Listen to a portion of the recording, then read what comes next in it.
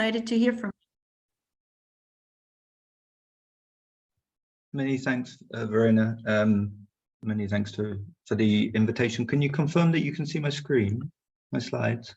Yes, we can. Excellent, thank you. Now I can't see the timer. I'll get my clock in front of me. Many thanks to the organizers for the invitation today. Today I'll talk basically about why I think that we need to be careful in the way that we do open science to make sure that we don't compound inequity, because I think maximizing equity should be an aim of open science. I think for many of us, it definitely is. So how might open science be at risk? Open science isn't a unified set of practices. It's a lot of different practices, making publications open access, or making data open or fair, opening methods, opening new modes of collaboration beyond the walls of academia, new methods of open evaluation, and these all mean very different things. And they're all underpinned by very diverse aims. We want different things from open science, and very often it's been sold as kind of a magic bullet for everything all at once, all the good stuff: increased transparency, efficiency, participation, equity. And sometimes these aims might be in conflict, and the way that we introduce open science to maximize efficiency might, for instance, endanger equity. And the agendas for open science are also very contested. So, to put a brighter note on it, co-created by very diverse actors. So there's what open science is and what it should be is a contested space. There's lots of diverse actors and they all have their own priorities. So if you think of from the priorities of researchers themselves, or from funders or institutions or publishers, and whether those publishers are non-profit or for-profit, then they might have very different views, and they'll have very different views depending on which disciplines they're from, or which region, or which demographics people come from.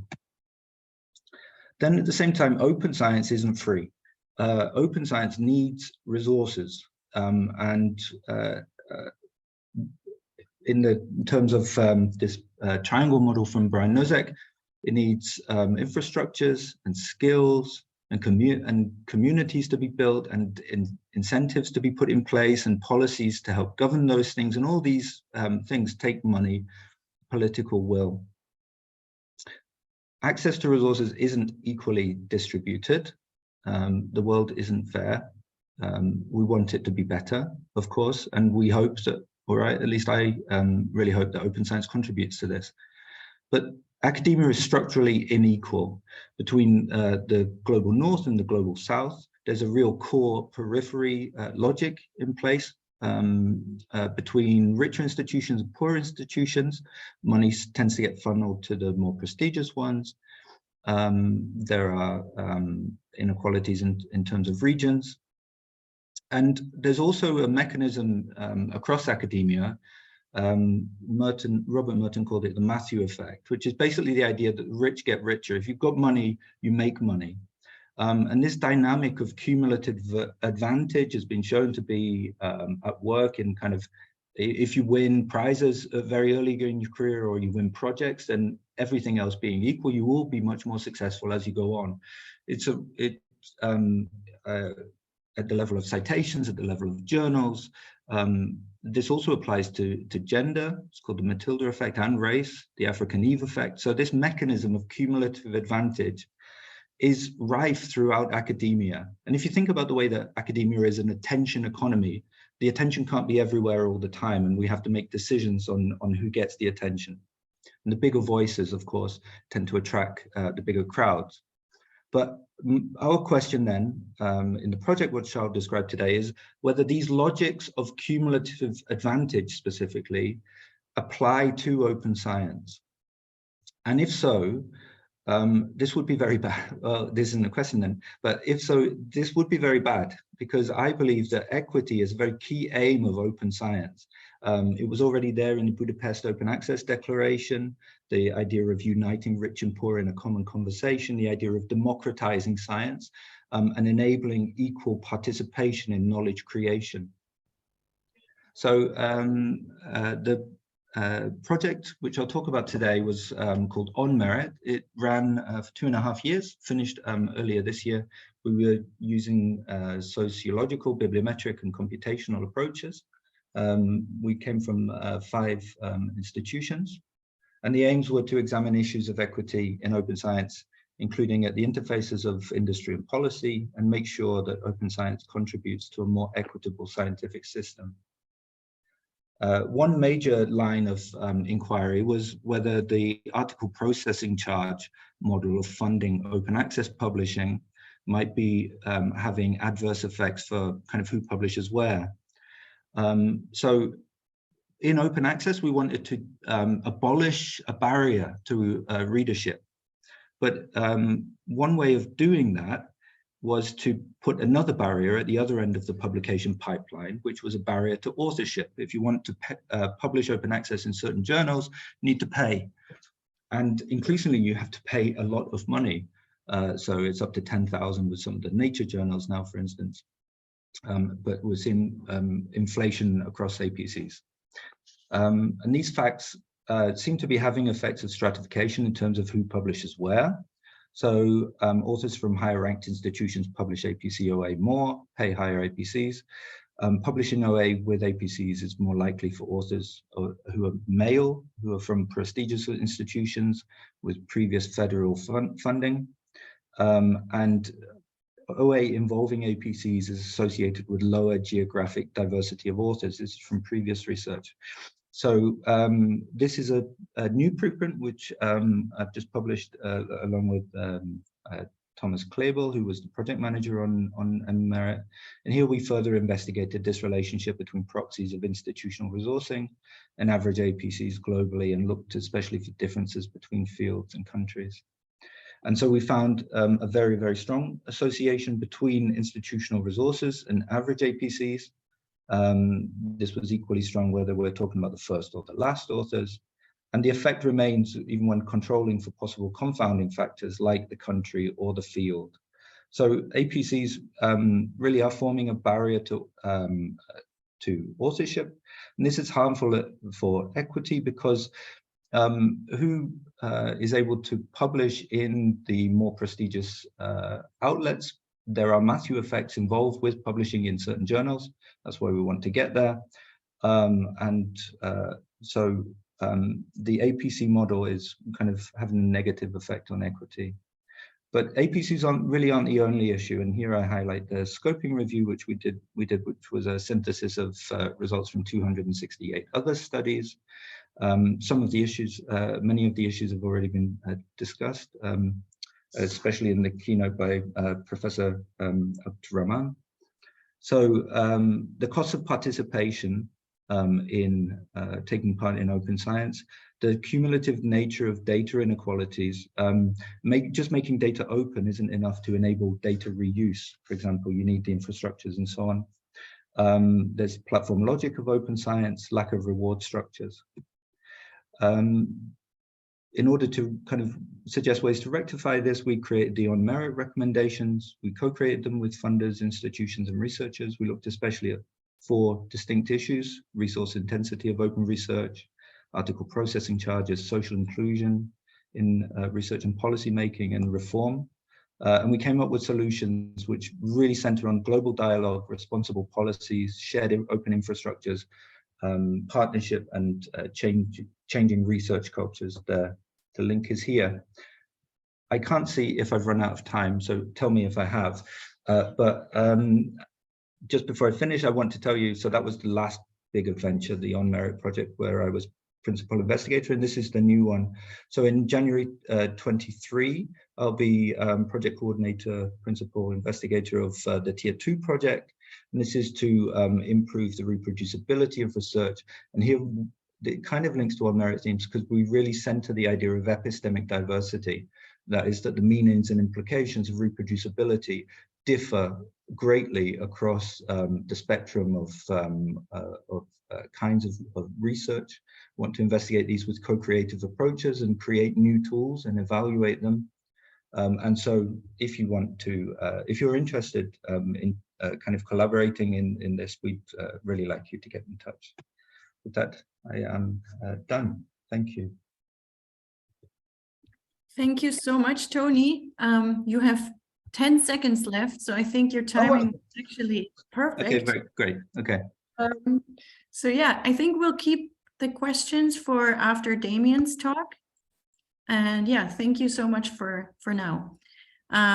So our next speaker is Damien Pattinson. Thank you so much for being here today. We really appreciate having you here. So Damien is the executive director at ELife, and he's also the executive committee member at Crossref, this nonprofit membership organization existing to make scholarly communication better and improve that. And Damien's gonna present ELife's new publishing model. We're excited to have you here. Thanks, Verena. And thank you for inviting me. I am currently at Genelia at a open preprint peer review workshop, which is beautiful, but also extremely loud. There's a lot of background noise. It sounds like an airport. So anyway, I apologize if you can't hear me very well, but anyway, it seems to have gone a bit quieter now, so I'll continue. Let me just share my slides. Okay, so I do that as a...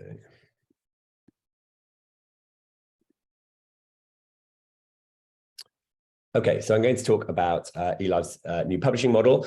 We have been, since I joined ELife, and in fact, for most of my career, I have been trying to change and improve the publishing system. I think there is broad agreement that the existing publishing journal system is extremely slow, extremely unfair, and extremely expensive. And so we are keen to find new ways of offering publishing solutions that are more faster and more transparent and equitable.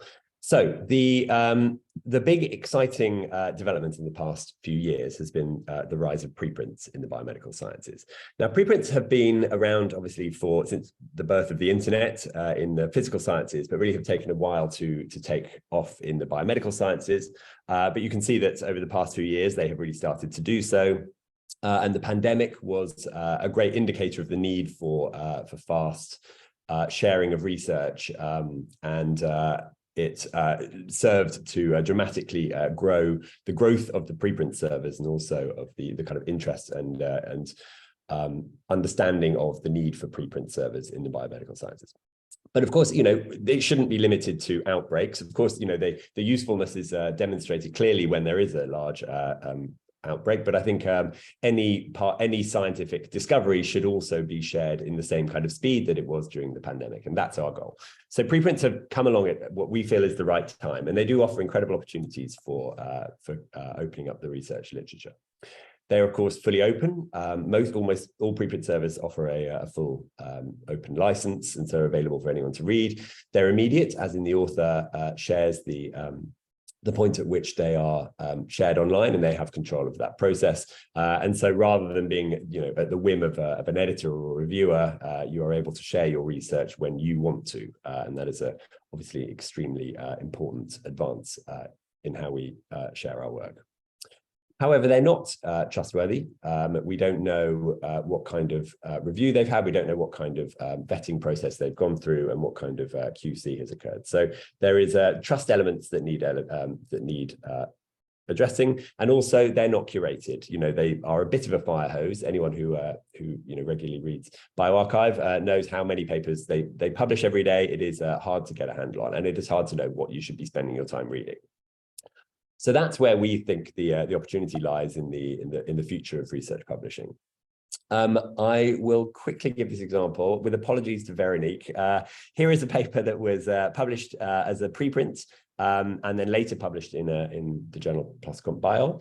And I use it as an example just to show that the times between the preprint being posted and the final journal article appearing are very long. That's over a year it's taken for this preprint to become a journal article. And in that time, there has been no indication on the preprints that any kind of review has occurred. You have no sense until that journal article comes out that there has been review, that the experts have looked at this paper and have offered improvements and so on. So that is a problem, and I think that's something that we should fix. Veronique, I am going to change this slide now. We'll have an Elsevier paper instead. It's certainly no comment on PLOS, but it's certainly this is a sort of common thing across the literature. So as of last year, we started exclusively reviewing preprints at ELife, by which to say every paper that we received, we would insist had to be first posted as a preprint before we would review it. And as a result, we've now posted many thousand, it's nearly 3,000 actually, reviews of preprints over the past year or 18 months or so. So clearly we have moved things forward in terms of us actually starting to post these reviews and our endorsements of preprints. And that's basically where the new model comes from. We're basically extending that now and making some fairly fundamental changes to the overall ELife publishing process, which I thought I'd quickly go through. So first of all, we will publish all manuscripts with reviews and an ELife assessment on the ELife website. So previously we were only posting review papers that we accepted for publication on the journal. And now we will actually remove the accept reject decision, and instead we will post all the reviews of everything that we send for review as a reviewed preprint on the ELife website, along with an assessment summary, which gives an account of what the editor and reviewers thought of the paper. Authors will have control over when they post a version of record. So the reviewed preprint will appear on the ELife website. At any point after that has happened, the author can choose to revise. They can then be re-reviewed and have a new assessment made. Or they can, and at any point after that, they're able to post a version of record. So the control of the publishing process gets put into the hands of the author, and they are the ones who are able to decide at which the paper gets created as a version of record. And really the only difference between the review preprint and the version of record is that that's the version that gets indexed in PubMed and in Web of Science. So that's the point at which it becomes a kind of, I guess, part of the formal literature. Because of these changes, it doesn't make sense anymore to have an APC that we only charge to accepted authors, because of course it's everything we review will now be receiving in a review preprint. And so we're changing our model where we would instead charge a lower fee of $2,000 as opposed to the $3,000 it currently is. And that would be asked for at the point of posting the reviewed preprint. Here's a summary of it. So the author submits their paper. We go through our consultative peer review process as exactly as we do now. Or rather, sorry, I missed a step there, which is to say, we can't review everything. We are still only, we'll select papers that we think would most benefit from public review, and they're the ones that we take forward for peer review. And then we'll perform our consultative review process as we do now. At that point, we post the review preprint, which is essentially a re-rendering of the article with the reviews and the assessment alongside. Authors are then able to revise, and we would then re-review and perform a re-evaluation of the paper for a revised version. And then at any point, the author can post their version of record. Here's an example of a reviewed preprint. So as you can see, it looks quite like an ELife paper. Essentially, this is different. Behind the scenes, it's very different, actually. We are actually taking bioRxiv XML and re-rendering it in this new format. Previously, we would have typeset this paper ourselves, and we would have done that the production process ourselves. But here we're actually just displaying the XML that is produced by bioRxiv.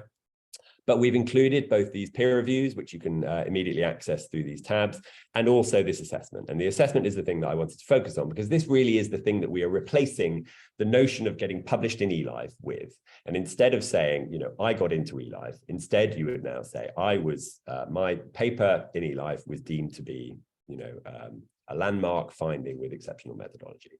So you can see that this assessment gives a kind of concise summary of the findings of the reviewers and allows a reader to quickly see how impactful and how methodologically sound a paper is. So this is the thing really that replaces acceptance in a journal as the key indicator of quality of the work, is the thing that we will we would like to see kind of the bigger change across the landscape. That's the assessment. Here we go. This is just to say that we are also marking it up clearly that this is a reviewed preprint and isn't yet a version of record, and you get a review timeline so that someone can quickly see the process that has gone through. So clearly much more open, much more transparent. and much faster. You know, we can get these review preprints up in a few weeks because it's at the point at which we get our first review, the reviews back, rather than waiting for you know, the rounds of revision and the very long delays that can occur there. In that assessment, you may have seen that a couple of the words were boldened, and the idea there is to try and provide a kind of consistent, structured vocabulary that we will use across all our assessments that provide a consistency of output. We're trying not to see them as a kind of grading system, but you know that they're, you know, clearly some papers are more impactful than others, and so we will classify some as landmark, some as, you know, perhaps important or valuable or useful or you know, or not particularly not impactful. And similarly, the methodology could be, you know, exceptional, where they're using new and you know, very modern methods for evaluating their findings, to the perhaps the more kind of solid, you know, sort of traditional methodology, or inadequate or incomplete methods. So if we see papers where they've got a really good idea, but the methodology is not quite supporting or you know, the data aren't quite supporting the conclusions, then we may mark that up as incomplete or inadequate. And in those cases, you know, the author would then be incentivized to make changes to improve their either reporting or actually, you know, do more work in order to, you know, improve the sort of strength of evidence. And at that point, they would then say, right, now we're done, and now we're going to post the version of record. I just wanted to talk quickly about the reaction because it's been so, you know, dramatic how many people have responded to this. The reaction has been extraordinary. It has been very mixed. You know, I'm sort of perhaps slightly cherry picking here, that people, you know, there's been a lot of amazing support for it. There has been a lot of concern. I think people are waiting to see what these things actually look like in the wild and how, you know, how they will actually roll out. So we are expecting some kind of a sort of period where people get used to this notion. But there's been very few who actually see this as a kind of, you know, the direction is the problem. I think there are sort of questions around how we roll this out. But I think in terms of the support, it really has been, you know, amazing to see the need that researchers have demonstrated that, you know, we do want to see a change, and that we can offer a sort of genuine alternative to the current system, which we really hope that people will be excited by and see the benefits of. And finally, just to say, you know, this has had a lot of support from funders. And, you know, one question we get a lot is whether funders will, you know, be behind these and will start using reviewed preprints in the way that they currently use journal articles. And the answer is, you know, where we've asked, they have. You know, we've got a list. We've had a statement of support go out from HHMI already. We're posting one next week with a lot of support from Wellcome, from Coalition S, all the funders from Coalition S, Gates, Chen, Wallenberg. You know, it's a kind of growing list of funders who support this. So really, there is a kind of feeling amongst the funding community and a lot of institutions that this is the kind of change that they want to see, and they do fully support this. So, so we're really excited that this has the kind of momentum that we need to sort of build it. And it's going to be very exciting. I should say this goes live at the end of January. At the moment, we are allowing people to opt in if they choose to, so that they can have this new process. But at the moment, the actual kind of full rollout will be early next year. So, and that's all. So thank you very much. Sorry, I went slightly over. Thank you very much,